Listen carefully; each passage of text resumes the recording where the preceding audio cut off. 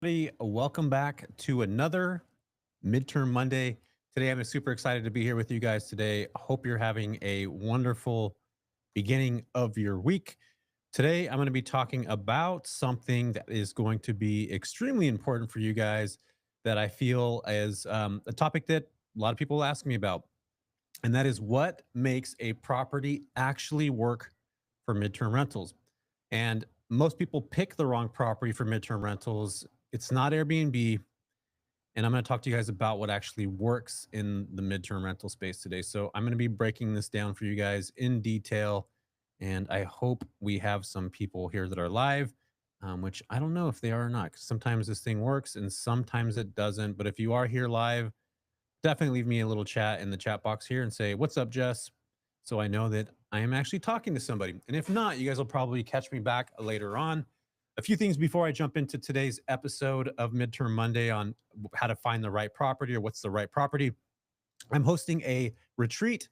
It's actually a 2-day retreat. I'm calling it more of an intensive. This is going to be in Las Vegas, October 3rd and 4th, where I'm going to sit down with 20 people in a small room. And I'm going to be discussing how to specifically go after contracts, how to connect with them.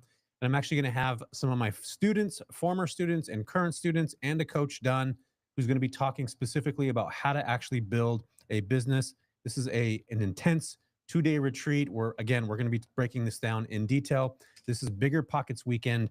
For those of you that are going to the Bigger Pockets event in Las Vegas, it's the weekend before that.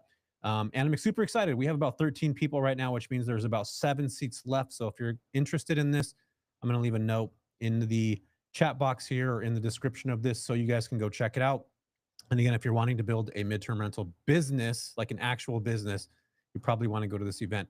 So, okay, I'm going to jump right into this today, which you guys, I am on some limited time today. I'm going to break down what makes a property actually work for midterm rentals. Today, I just got off a phone call with a current client of mine who is having some major problems.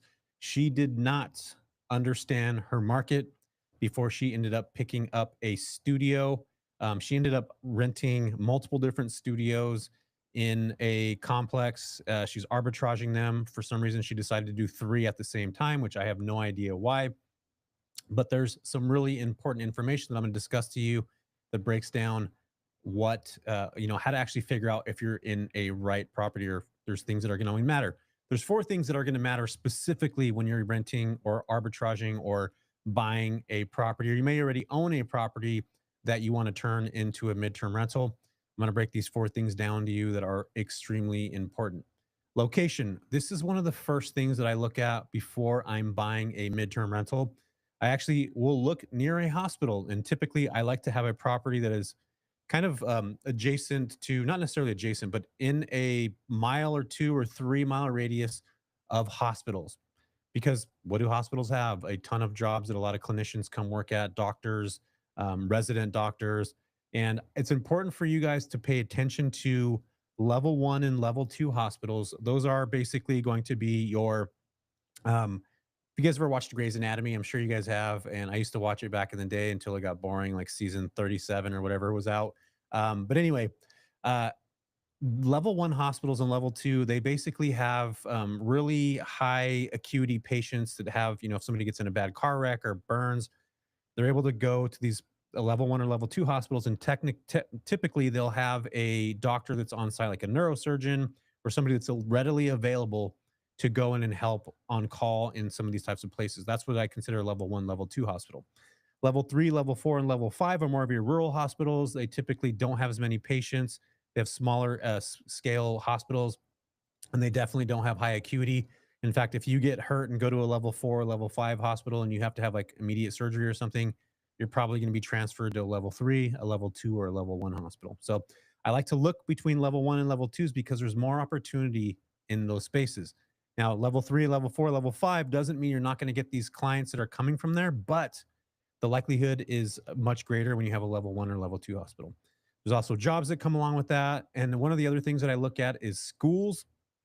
Schools are incredibly important. What I mean by that is colleges, campuses that have either junior college or JC, or excuse me, or state colleges, which I think state colleges are a little bit better. So if you are going to be searching for a property, you definitely want to make sure that you're paying attention to those things.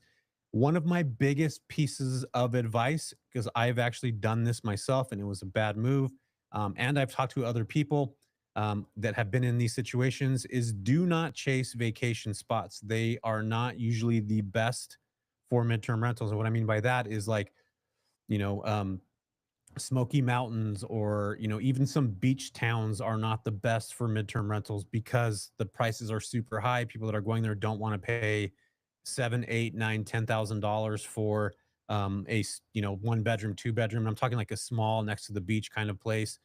So those are a little bit more difficult. I do still believe there's a higher end client that is looking specifically for that. That's a whole marketing thing, which I'll talk about later. But again, location again, right? That's going to be super, super important. Your hospitals, jobs, and schools, whether that's new construction, new buildings that are being put together. There's a lot of infrastructure that's happening right now, especially in the data centers that are being built all across the U.S. right now. Those are great areas to continue to either buy in, arbitrage in, because there is a massive potential for jobs, and we're seeing this all over the place. But again, do not chase vacation spots. Not a good idea. I learned this the hard way. Although one of my properties did end up turning into a fantastic vacation rental or excuse me, midterm rental in a vacation market, but it took a ton of work and most work that a lot of people sometimes won't put the time and energy into it. It literally took me a couple years to even get it stabilized. And thankfully enough, I have the funds to support that. But it's very, very difficult sometimes to operate a midterm rental in a vacation destination area. My number two thing is layout. Very, very important. I personally love three bedroom, two bath or better because I typically like to serve more clients, and the more bedrooms you have, the more potential you have for groups coming together as a group. Also, anybody who loses their home due to a fire or flood or the insurance claims that we talk about, the average home in the United States is a three bedroom, two bath. So that alone, there's more three bedroom, two baths in the US than any other type of property. So again, if I'm serving those types of clients, I probably want to get a property like that. What's up, Shannon? Nice to see you here. So important to me. I also like studios, even though I just talked about a studio a minute ago from a student that I have that is in an underperforming market because her market doesn't tolerate studios. There's not enough individual operators that are coming there, or people that are working on assignment to come, stay at her place. She didn't do enough background information before she bought that property. She didn't go look and see what's happening in that market. She didn't go see what kind of clients are coming there. So the layout of the property is going to be very, very important, especially and I've learned this the hard way myself as well. Sometimes you'll find really cool deals on properties that are funky layouts, like where you walk into a bedroom from the front door, or something that's kind of off. You might get a good deal on that, but a lot of the times those don't work as the best properties, especially if you're having folks come into this that are working, at a job site and they're coming home and they're literally walking through somebody's bedroom at first. So you want to be very thoughtful on the type of property that you get, especially the layout. What's really important for me is I like to have a desk, a space for multiple different desks in my properties, and parking. Parking is a big deal, you guys. I house a lot of construction workers, and I like to have property that'll actually allow them to park their work trucks that cost thousands of dollars worth of material that are in the back of those trucks in a secure space. That's going to be important to them. So be very, very thoughtful on that. I think it's again incredibly important to make sure that you have a fenced backyard. I also make sure that anytime I buy anything, that I have something in a fenced backyard because that is important. People want to have a spot where they can bring their pets, and they want to make sure that they're not going to be running out through boards that are underneath the property. So that's actually fenced. Very important to me, you guys. Another thing that I do, I always make sure that I have a bath, like an actual like bath in my property, not just like walk-in showers, an actual bathtub. I've lost many deals because the properties that I purchased many years ago, I decided to convert them into. I took the bathtubs out, turned them into just walk-in showers, which are cool. But people have kids, and guess what? If they bring kids or they lose their home in a fire or flood, guess what they're going to want to do? The kids are going to want to take baths, and that is the grounds for termination of somebody not wanting to rent your place. So be very, very thoughtful on that. Another thing that is important to me, and again, I'm going through the four things that matter when you're purchasing or picking up a midterm rental property. Layout, I talked about that. Location, I talked about that. Numbers, you guys, this is a big one. I only buy a place that I know I can make 1.5 times to 2x long-term rental rates. If not, I skip it. And what I mean by that is I'm diving in and doing a ton of research on the market. I'm going on Airbnb, I'm using Mashvisor, I'm using AirDNA, and I'm analyzing what those short-term rental numbers look like. And I'm minusing 20% off the top. So if I have a property that's making $10,000 a month, let's just say in Los Angeles, um, and if I minus 20% of that, I'll probably be able to make 8,000. If my rent isn't 1.5 to 2x that mortgage, I won't buy. I won't even pay attention to it. And again, I'm not going to understand this until I start to dig through the numbers and actually start to find out what these properties are earning, how much they're earning, why they're earning them, what type of clients are being there, are continuing to go there. And I'll go in Airbnb, Mashvisor, AirDNA, and look at every single property that is same and similar to the property that I'm going to buy. So I think it's incredibly important to be very thoughtful on that. And I don't want you guys to get into a situation where you're not able to cover the rent. Because keep in mind, you guys, you're paying water, sewer, garbage, gas, electrical. Make sure you cover those things and your capex in there as well. You want to make sure that you're covering those things completely. So incredibly important to do that. Tanner just wrote me a note. I want to answer this for you guys real quick. So if you guys could see on my screen here, Tanner says, "Hey Jess, how important is it to have an in-suite bathroom for the master?" I don't actually have in suites in all my stuff. I don't know why that disappeared. Let me see if I can do this time. So I like it better, Tanner. It's not necessarily, if I find a good deal on a property, I'll get it. If I'm able to have an in-suite in the bathroom, freaking awesome. In fact, if you're renting by the room, if you guys decide to do that later or have that as an exit strategy, having a bathroom in the master is a game changer. You can charge more for that. I don't think it's necessary for everything. And again, I like that to be that way, but it doesn't necessarily have to be. So I feel positive because I have a couple really good performing properties that do not have an in-suite in the master. So you guys don't worry about that. It is a selling point if you do have one, but I don't think it's 100% necessary. Um, so that's just my personal opinion. In fact, one of my best properties doesn't have this, Tanner. Doesn't have It has it right next to the door, but not there. So and again, it's one of my top performing properties. So I believe you don't have to have that. So hopefully that answers your question. I'm going to go ahead and go back to my notes here. Tanner, let me know if you have any follow-ups on that, man. Any follow-ups on that question? If anybody has any questions, lay them out. Again, today's topic is about what type of properties to look for when you're buying, you're arbitraging, picking up anything. I'm just kind of spinning this off the top of my head today. What makes a property actually work for midterm rentals? That's what our topic's about today. So I just went over I'm going over the four factors to allow you, like, that are going to make a winning property. So location, layout, numbers that make sense, right? Avoid properties that look sexy on Airbnb but can't pull midterm rent. What's up, Melissa? See, Melissa's on here. I 100% think that you don't actually have to have one of these like incredibly amazing looking midterm, or excuse me, short-term rental properties. I see a lot of people that are converting right now from the Airbnb side, short-term side, and they have these overly themed properties and all these kinds of things. And you don't actually have to have this property that's like outrageous. You don't have to do that. You just need a place that's comfortable, and that's what's most important, you guys. Is something that actually looks good.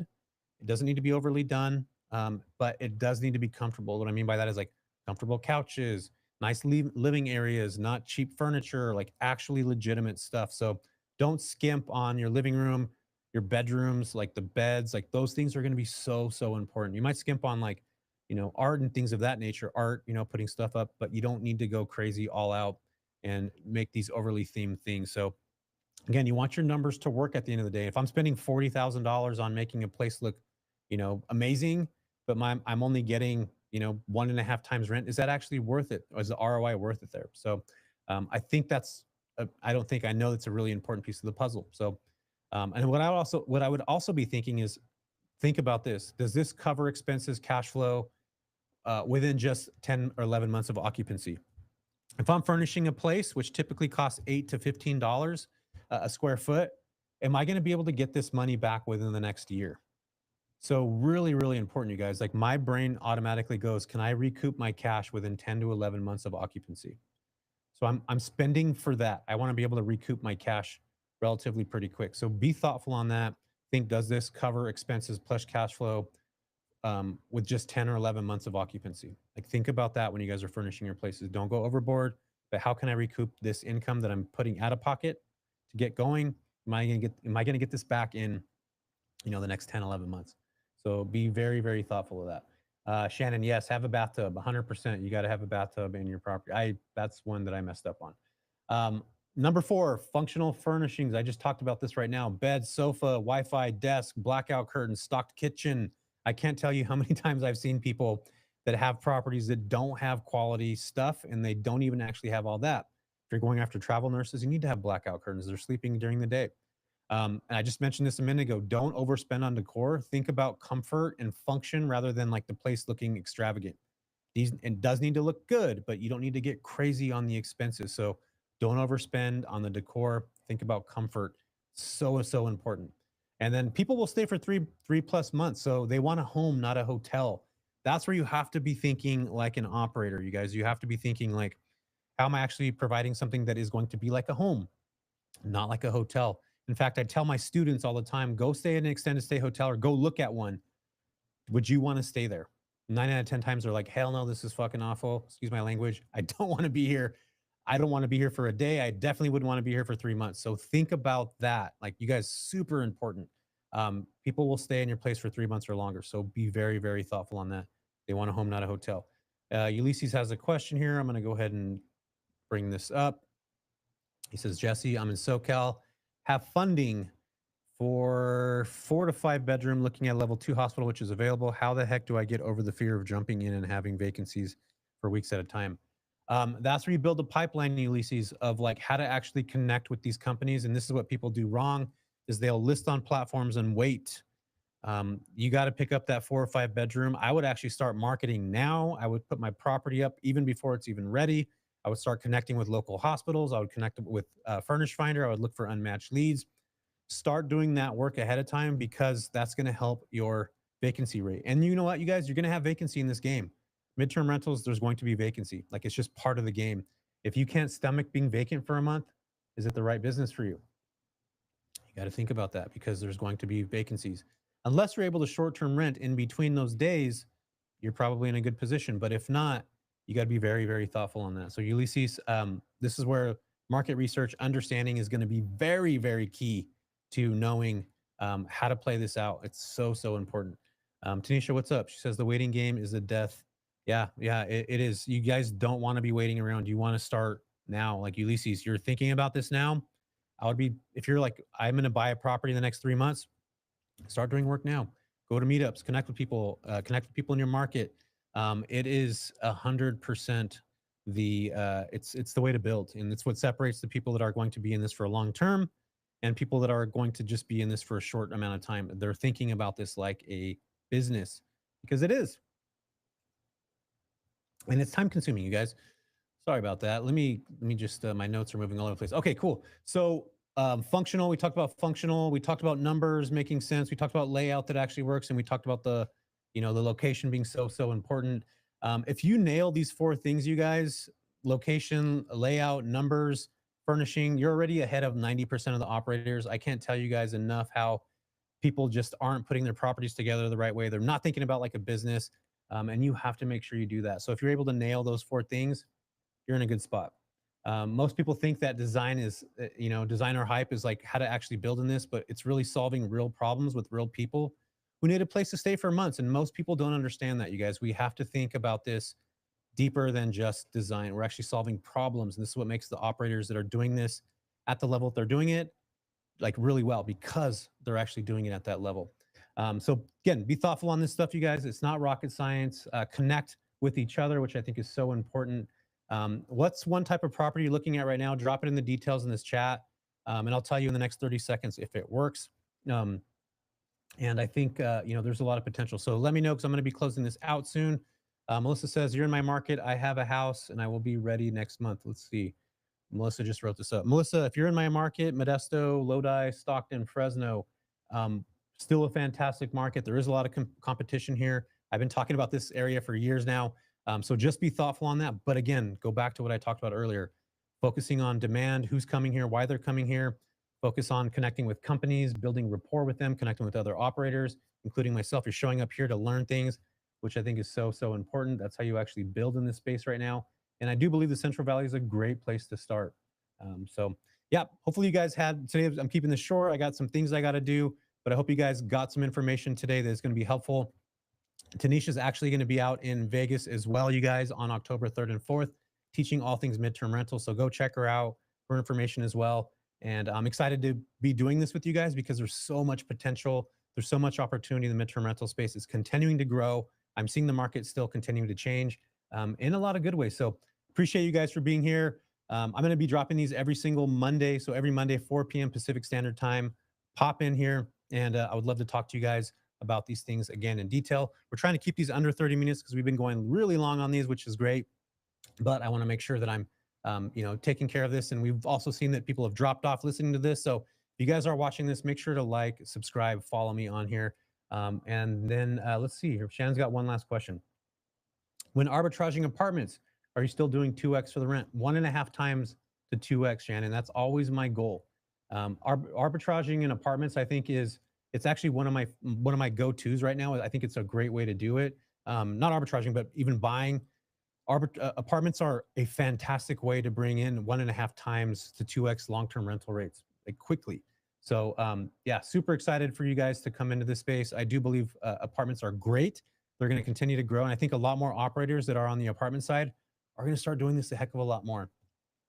So super excited about it. I'm actually going to have a webinar in 2 weeks on the 27th of August where I talk specifically just about apartments.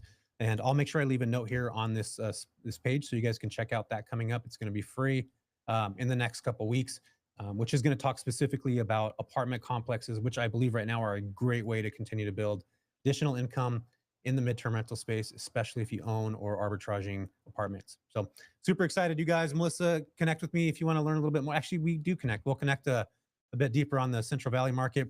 Hope you guys got something out of this today. Actually, let's see one more thing. Oh yeah, I'm actually going to be in where Long Beach. Monica just wrote this. Hey, invite people to this Wednesday AOA event. It's free. Yeah, you guys. I'm going to be in Long Beach on Wednesday. I'm going to actually have a conference at the Association of Apartments, which is a big conference, 3,000 people there, which is crazy exciting. So I'll be speaking at that event, and then I'm having a meetup that night at 6 p.m. So go check out on my Facebook group. All the information is on there, the free Facebook group. I'm going to leave it in the comments down here below. But Monica, I look forward to seeing you at the AOA event in the beautiful city of Long Beach. And I'm also going to be holding a free meetup out there at night where I'm going to talk about midterm rentals and connect with all you guys, which I think there's like 50 people going right now, which is amazing, you guys. Super, super amazing. So we'll see you guys in Long Beach. If you guys need anything else, reach out to me, connect. Hopefully you're able to gather some more information, watch more things on my YouTube channel. I appreciate you guys for being here. And again, today's conversation was all about quick 20 minutes on buying a midterm rental property, if it's going to work or not, and what I look for when I'm picking up a property. Hope you guys have a good day, and we will see you guys in Long Beach at the middle of the week on Wednesday. See you guys. Take care, everybody.